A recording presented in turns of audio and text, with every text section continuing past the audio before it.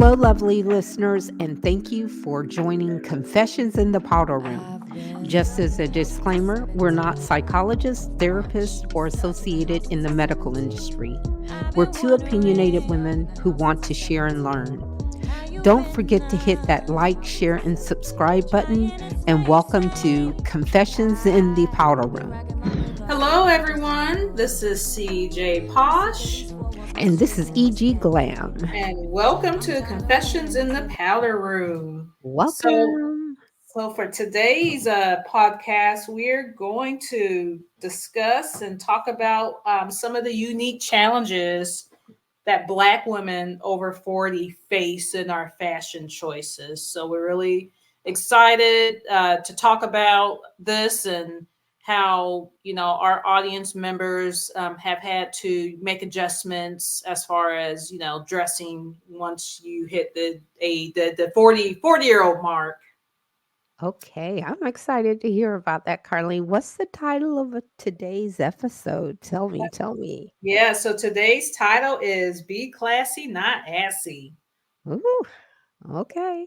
Classy, not assy. Classy, not assy. That's a great t-shirt It is. logo as well.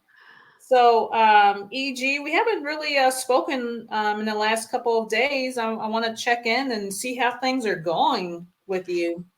Well, thank you. I enjoyed my Juneteenth. Happy Happy Juneteenth. Juneteenth. Yes, enjoyed that beautiful day that we celebrate annually. Thank God that it is now a holiday that is recognized. So, enjoyed my time. Outside of that, it's been very low key, trying to stay cool out here. It's very hard to do that. Yeah, I understand. On my end, I've been having issues with sleeping, which is weird because I have a sleep aid. I have this whole routine that takes place that allows me to, go to sleep. Oh, Um, wow.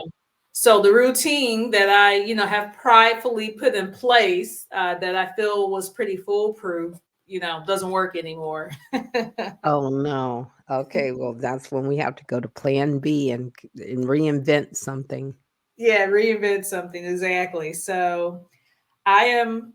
I know that we are excited, and you and I have had conversations about the challenges of dressing. In your 40s and 50s and above.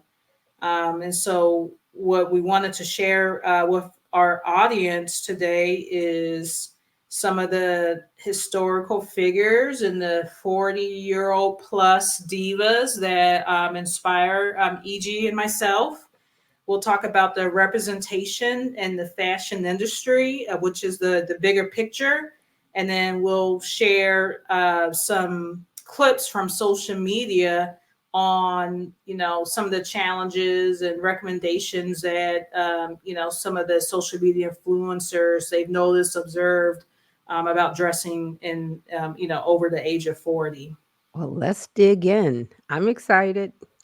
I'm I would excited love. as well. Yeah. So EG, who are some of the women right now in modern day times that influence or inspire you when you think about dressing and how we should be dressing as over 40 or something year olds? Right. Some of my some of the most notable figures are, Angela Bassett, uh, Taraji P. Henson. Love the way that, she continues to evolve with her fashion statements. I also love Vanessa Williams. I think that she will always be a fashion icon. And it was so funny to see her as a star in Ugly Betty. I also like Sandy Newton. She's always been one of those individuals that has always kept it very simplistic and flowy, but you can definitely understand her fashion statement. And I always love that about her. Yeah, and some of the and those are all wonderful examples, and I admire those women as well. The only other, women that I personally resound with me is Diana Ross. She is just so glamorous, and she just has this iconic look, and she's had this iconic look, for a very long time. But even as she has, gracefully aged, when you see her, she always looks fabulous. She always has the big flowy hair, and she just always Yeah. makes a statement, regardless of where she goes. Oh, wow. Yeah. Yeah. I think about, I named one of my children after a star that I saw. I don't know if anyone remembers the show, but Dynasty was a nighttime soap opera that debuted in the 80s. And Crystal Carrington, actually, I named my daughter Crystal after Crystal Carrington. But there was a notable character in there, Diana Carroll, and she was just Oh yeah. absolutely gorgeous, Diane Carroll. And she stayed that way. She stayed glamorous. She stayed beautiful. Of Yeah. Uh, She was very classy, very, fashionable. Just always when you saw her step out, you were like, "Hey, I know that's Diana. I know that's Diane Carroll. Look at her. She's gorgeous." So, yeah, not only looking great as a person, but just her fashion choices were yes. definitely on point and resounded with me. So just the, A-line skirts, the high collars, the ruffly collars, the textures that she would use, I they definitely would be it would be something that I would wear for sure. And another person I would also add to the list is Tracy Ellis Ross. Yeah. I follow her on social media, and I think she just encompasses so many beautiful aspects of. I think she's over 50, but Yes. she she always looks great. She absolutely kills it when she's on the magazine cover or some type of photo shoot. But what I like about her is she's transparent about like the things that she has to go through to stay a certain way. A social media clip came out on her. I don't know. I think it was last year, and she was taking like a wooden massager to help firm up her thighs and legs. Have you seen that? I have seen that. And you brought me to a very great important point. She would be the example I would follow. Tracy Ellis Ross would be the example I follow when I'm looking at, how to age gracefully. She's beautiful and she's real. And one of the other things that I admire about how she approaches her age, she's very unapologetic about being single and really making sure she's taking care of herself and being family oriented. So the fashion is just one dynamic of why she's great, but I like how she encompasses other things that come with being over 40. Yeah, I agree with you. Agree with that for sure.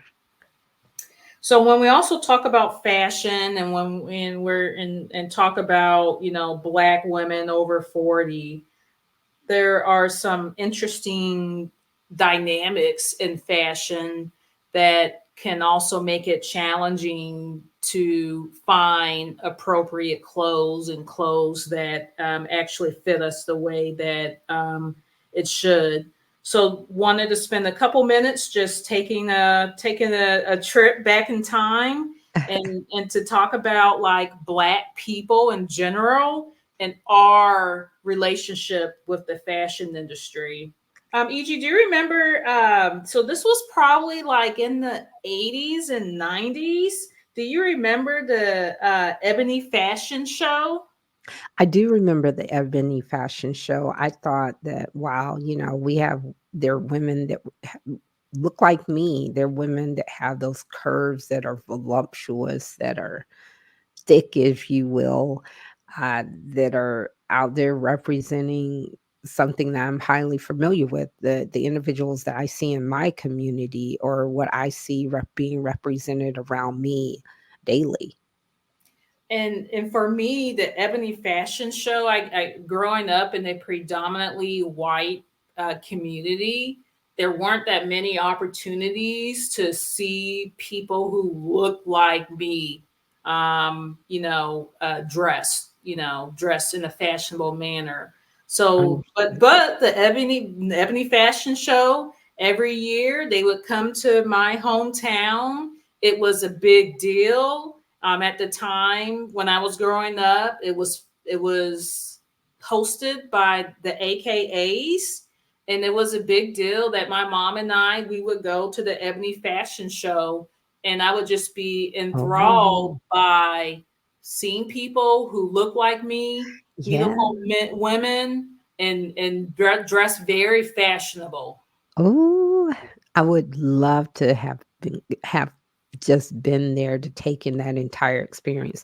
Now that's an experience That that is you can, not only the lights, the cameras, it's, the colors, the aura, just the vibe in the room, how I would have loved to have been there. I bet that was exciting. It was very exciting, and that's something I still remember to this day. So the Ebony Fashion Show. So one black designer who changed the face of luxury fashion forever was Dapper Dan. So Dapper Dan is most you known for using the monogram print excessively. Yeah. So he would have like the brand logo printed all over a particular clothing item. Oh, So that yeah, so that was his. That was a big milestone, and he was an African American designer. Yeah, I've heard of Dapper Dan. Actually, when we lived in New York, my husband actually took me. We drove by Dapper Dan's, and isn't that where Mike Tyson had the big fight with Mitch Green? I thought. Yes, I think so. I think so. That's funny, but yeah, Dapper Dan, definitely an iconic figure who is still making. Uh, fashion to this day in New York, and he's a cultural icon in that community. Everyone loves him because, you know, he basically understood the assignment and carried out with it. So as far as just having fashion exclusively for us, for blacks. So I believe that he did change luxury fashion forever. Yes, he did, and he was a so that's a milestone. And speaking of New York, another big trend that really changed the face of fashion, especially in the African American community. Even though it has spread to other communities, is hip hop. Hip hop played a really significant role in African Americans and how we dress. So, and an example is athletic wear and baggy clothing. And this was at least initially became very popular in the 1980s. And I just remember in the 80s, that was all people were wearing, especially, Black people. Everything was very baggy and everything was very logo oriented. And I'm not sure if you had that similar experience. I did. It's funny. I was looking at a commercial recently, and the commercial had Brooke Shields in the commercial. Brooke Shields was wearing the Calvin Klein I remember that. jeans back in the 80s. So my mother had purchased some jeans for me, those Calvin Kleins, and my butt just couldn't even, my hips and my butt just couldn't deal with the way the the jeans themselves, the Calvin Kleins were nice, don't get me wrong, but with my body type, I was not able to wear the jeans comfortably and really truly enjoy them, which is why I lean towards, wearing looser, baggy clothing. Mhm. I actually adopted what, if you will, like a preppy style at that time so that I didn't have to worry about wearing something that was so tight, even though it was my size, just wasn't able to fit my frame. But I remember those days, and I remember, begging my mom for some Calvin Klein jeans only to get them home, and they couldn't. It couldn't fit over the hips, right? Right. So Well, that was my experience.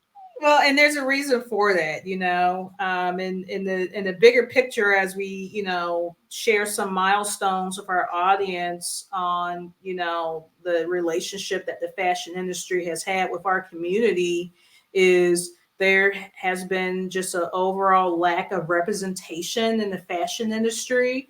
And this, ranges from Black models, designers, and executives in the fashion industry. But in general, even to this day, every extension of fashion is ran by a white establishment.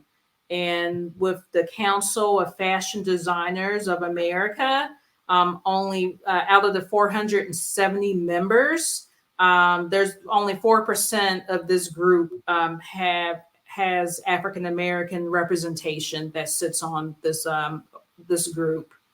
That's what Um, for Fashion Designers of America, only 4% are Black? Yeah, only 4% are black, which is so, wild, just because now I feel like, especially with hip hop, and how hip hop is a global culture.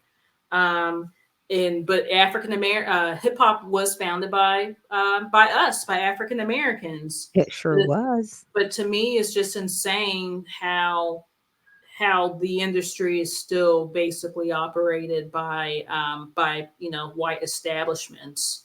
So there's this initiative Oh, called that's lovely. 15% Pledge. Yes, And so basically what this initiative is trying to do is trying to first expose that there's just a really issue with, a lack of African Americans in fashion as designers. And then second, which I think is great, they're pushing the industry to have department stores to commit to buying 15% of their products from Black owned businesses. And this roughly equals to the percentage of Black people in the US population. So excellent. there are strides, and there are attempts and initiatives and efforts that are taking place to, move the needle. But this is still a issue as far as lack of representation for African Americans. As So go ahead, EG. I was going to say as well, is as it should be, because we need some form of representation, because we are still relevant. We do, there are Black consumers out there that would like to see a familiar representation of themselves when they're purchasing products, clothing included. Clothing is a huge part of us. And honestly, if you go back, historically, clothing is a huge part of how a Black person looks at themselves, Yes, as far as self-esteem, respect, how they want to be seen in the community. That is a huge piece of it. And to have these strides, while important, this should all be taken in, and the needle needs to be pushed a little further along. it does. Yep, I absolutely agree.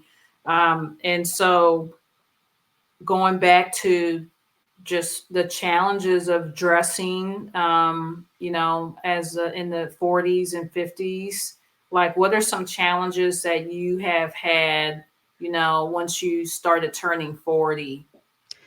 I'm going to say, I was just a little, I'm I was a little hippie Mhm. and I always loved two-piece swimsuits, and my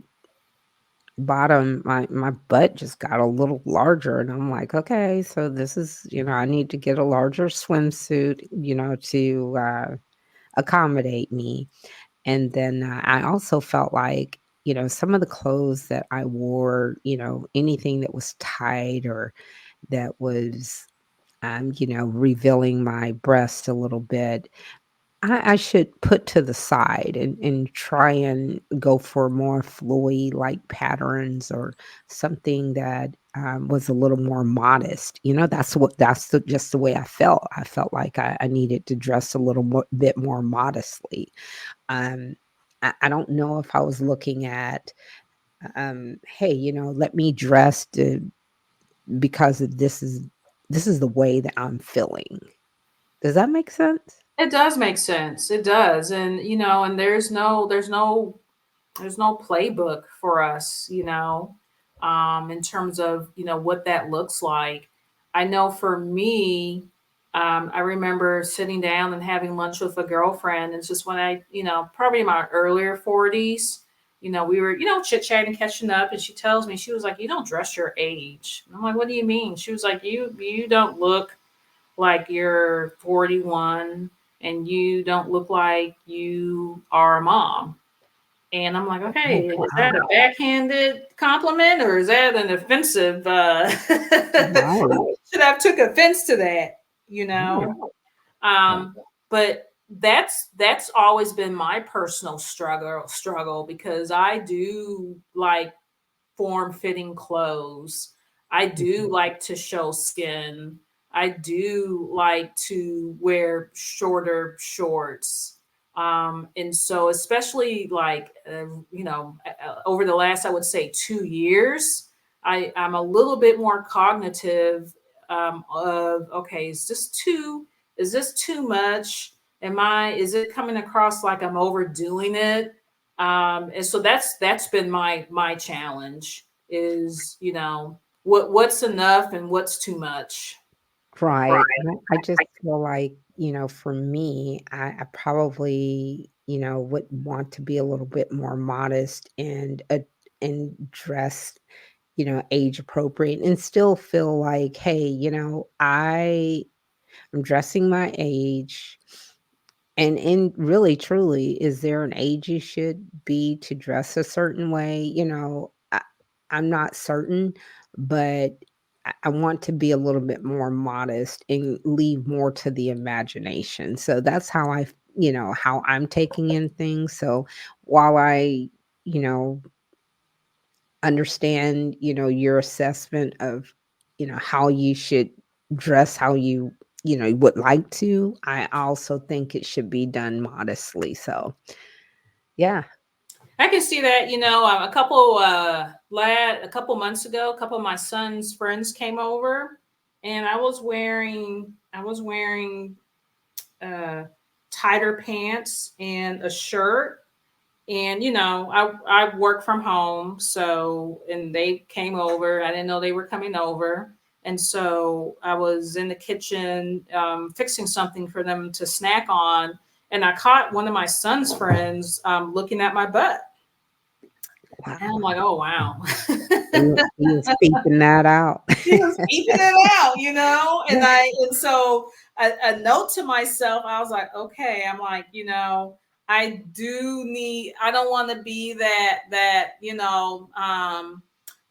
summer girl mom, Absolutely. around my son and his friends and his educational things that he has going on. Understood. Yeah, I guess, even with that, you can, dress the way you feel and what you perceive as, hey, this is what I feel comfortable in. But when it comes to certain activities or, if there are certain individuals or, in the room or in the same area, then of course, you can change up your attire to kind of fit the fit the mood or the scenario or what's currently going on. Yeah, exactly. And so that's one thing that that was a check mark. I'm like, okay, I need to dress more situational versus dressing how I want to dress. Absolutely. So let's see what the streets are saying, and let's share some other content creators and their experiences. All right, let's hear it. All right. So this first one is from Candace Dennis, and she is talking about what she's wearing over the summer as a woman over 40. Things that I will be wearing this summer as a 40-plus-year-old woman. Anything that is basically breathable, lightweight, and or loose fitting. And why, you may ask? Because the way this body is set up these days, it gets hot all on its own, okay? And so when you add summer to the mix, I am basically a walking inferno. So I hear you. we need as much air and ventilation as possible, or it's going to be a hot girl summer for real. Now, don't get me wrong, okay? These looks are going to be cute and even sexy at times, but best believe they are going to be cool and comfortable too. Because, baby, tight and hot ain't worth it. Stay hot. All right. She was funny. Oh gosh, I love it. I know one of the things that I started noticing once I over 40, probably a little bit later to the 40s, is I just couldn't wear I can't wear certain materials anymore. I can't wear heavy materials or drapey materials because I get the periodic hot flash. Like hot flashes are knocking at the door, but they haven't come in yet. Right. But I noticed that when I wear a lot of layers or when I wear heavy materials, I'm hot all the time. Wow. Okay, so yeah, that's something that I can relate to Candace Denise. I love, the fact that she's admitting, hey, this is, if I don't have breathable material or anything that's flowy, it's going to be a hot girl summer. And that's what I really opt for now. I want something that's flowy, maybe multi-layered, maybe a beautiful bodycon dress that I have like a little bit of a sheer top over or a little sheer jacket just to make it not only looking fashionable but also you know covering up and being modest. Yes, I love bodycon dresses. I love what you can do with a bodycon dress, and if Yeah, you get the right bodycon dress, it accents your curves. You can throw a blazer on top of it. You can throw a wrap on top of it, and then to your point, you can look classy with a bodycon dress. absolutely, and put a little flower in your hair or put your hair up. Yeah, there's so many things to do, but definitely I try and keep up with the times, and I have children that are uh, young adults that are dressing with current fashion trends. So I definitely don't want to walk out of the door looking like my daughter, although I do have that body type where I can. I don't Hmm. want to do that. I want to make sure I'm set apart from that because, it's easy to wear booty shorts or wear a Yeah. little uh, cut off top or crop top, but I definitely don't want to walk out the door and there's my daughter with the exact same outfit on. Y'all look like twins. Right, So that yeah, part. I hear you. We're gonna listen to another social media clip. This is Miss M. Bold, living after 40. How to dress in your 40s. Number one, be in your 40s. Number two, get dressed. That's all it takes. How to dress in And that's it. So she definitely takes the view of there's nothing that has to change. I am not mad at her. Number 1, wake up. Number 2, get dressed. I hear you, Miss Bold. I will definitely keep that in mind, and that's I don't critique myself so much. I just want to make sure that what I'm wearing, if I'm going into the store, with one of my children, I'm not looking like his sister or her sister. I'm Yeah. looking like I'm a mother, and I keep that in mind. So if I were alone, I would probably dress a little differently. If I'm in a situation or in an environment where, hey, I'm alone, this is what I'd like to wear, then I might be a little more risque, but I'm still going to keep in mind that I want to be as conservative as possible. So are you comfort versus style at this point of your life? Eh, Comfort at home for sure. Uh, Style, I'd say I'm a 50-50 because I still would like to be comfortable, while I'm out and about, but there are times that I seek style. So it's a 50-50 thing for me. Yeah, I would say it's about 50-50 for me as well. I like to look cute. Mhm. I but I like to be comfortable as well. Absolutely. So I like to try to find combinations of both. And it really just depends on the event or the occasion as well. So I was out walking last week, and there was this she was younger, she was like in her 30s, and she was jogging the trail, and she had on her cute walking outfit, but her outfit, the shorts of her outfit completely exposed her butt cheeks. Wow. And she was comfortable like And she that. was comfortable. She was completely comfortable, and she was in shape. And so this next clip kind of speaks to how women need to be mindful when the decision is made to expose our body. So let's listen to this clip. One All being right. a woman, you need to understand what you're inviting by constantly exposing your body. The truth is, you will always be judged by the way you carry yourself and the way you dress. You can't feel entitled to respect because you're a woman. It doesn't work like that. How you carry yourself is how people will respect you. You need to dress how you want to be addressed. As a woman, you need to understand what you're inviting by constantly exposing your body. The truth is, you will always be judged by the way you carry yourself and the way you dress. You can't feel entitled to respect because you're a woman. It doesn't work like that. How you carry yourself is how people will respect you. You need to dress how you want to be addressed.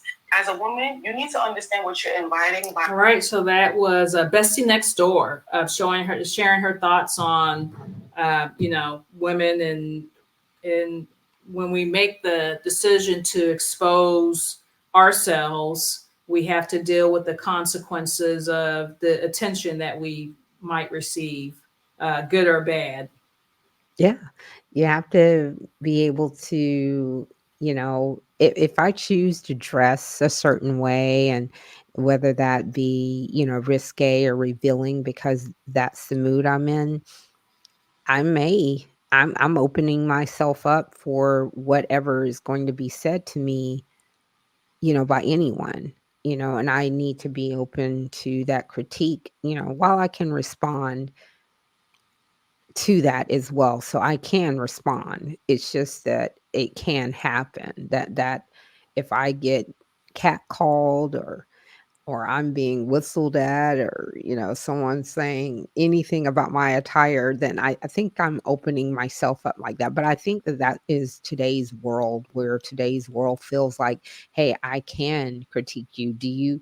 I, the amount of things that are being shown on social media and the feedback in the comments that people receive, people have no filter now. And they're going to say how they feel, whether you like it or not. I just need to be prepared for that. I love the younger generation and their approach to how they dress in some regards, not necessarily showing off your butt, completely, even though that's a thing now. That's completely a thing. That is a Um, thing. but I mean, the way younger women, they'll wear the crop tops, stomach or not. Yeah. They'll wear the short pants, big, on the heavier side or not. I love that confidence that the younger generation shows when dressing themselves. And for me, I tend to show a lot of skin. I'll wear crop tops. I'll wear, clothes that, perhaps, not all women would wear. But I feel like that's how I choose to express myself. And, I do understand CJ Posh where you're coming from. It is, you know, how you feel and if you feel like, stepping out and doing that, that's fine. And, I understand your stance on it.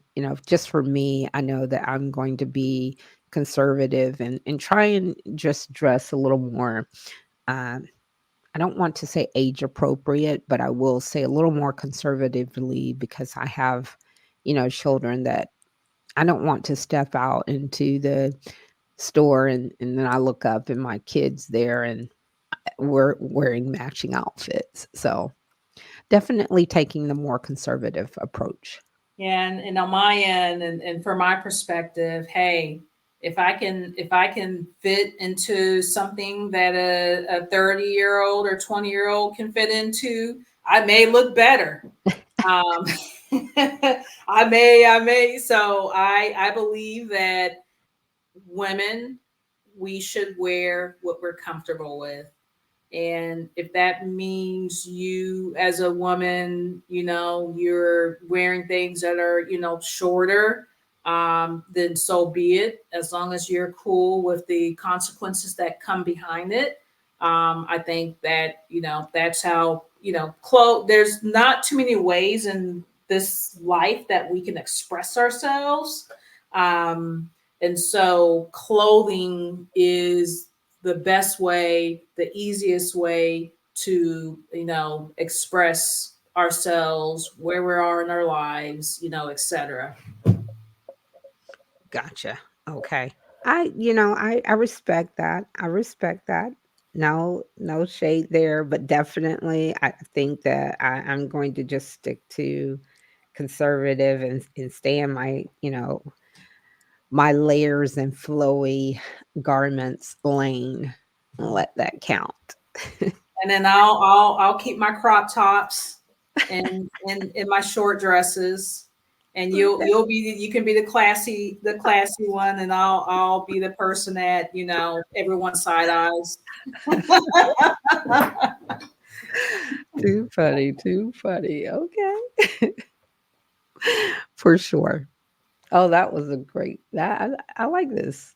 I I can appreciate that. All right. So, regardless of where you stand, whether it's as you as an individual, you're taking the approach of being more conservative and dressing gracefully, or if you as a woman, you're making the decision to dress for what suits you. There's no right or wrong. And so this today's episode, hopefully EG and I shared some things that you didn't necessarily know. We shared the bigger picture about a lack of representation in the fashion industry. And we would love to hear from you in our comments or social media about the challenges or the triumphs that you've had as you've hit the age of 40 plus and what you're doing from a fashion perspective. Yeah, let us know what you share with us your comments for sure. So what's in line for our next podcast? Okay, so our next episode is going to be about weight loss drugs and Ooh. how their popularity has just taken over, how individuals view weight loss and what uh, the designers are doing to try and accommodate folks that are dropping, 40 pounds in 2 months. The designers are having to change their clothing lines to match what's going on with the individual. So we're definitely going to dig into that. We're going to dig into the health consequences and how those, weight loss drugs are, while they're providing a weight loss to individuals out there, they're providing a loss to there's a drug shortage loss to individuals who really need those drugs. So we're going to dig into that next week. Yeah. I'm looking forward to it. I am too. I'm pretty passionate about the weight loss drugs. I know a lot of people in my circle. They're on it and they are living their best lives. So there's a risk and reward, component attached to, like any other type of, drugs, but definitely with this one, it should be an interesting conversation. Well, we're looking forward to it. And before we go, we'd like for you to hit that like, share, and Hit the subscribe like, button. hit the like. Yes. And make sure you join us next week for our next podcast where we're just delving into weight loss drugs. Thanks for joining us, and we look forward to seeing you next week. Okay, we'll see you next week. Thank you. Thank you. I've been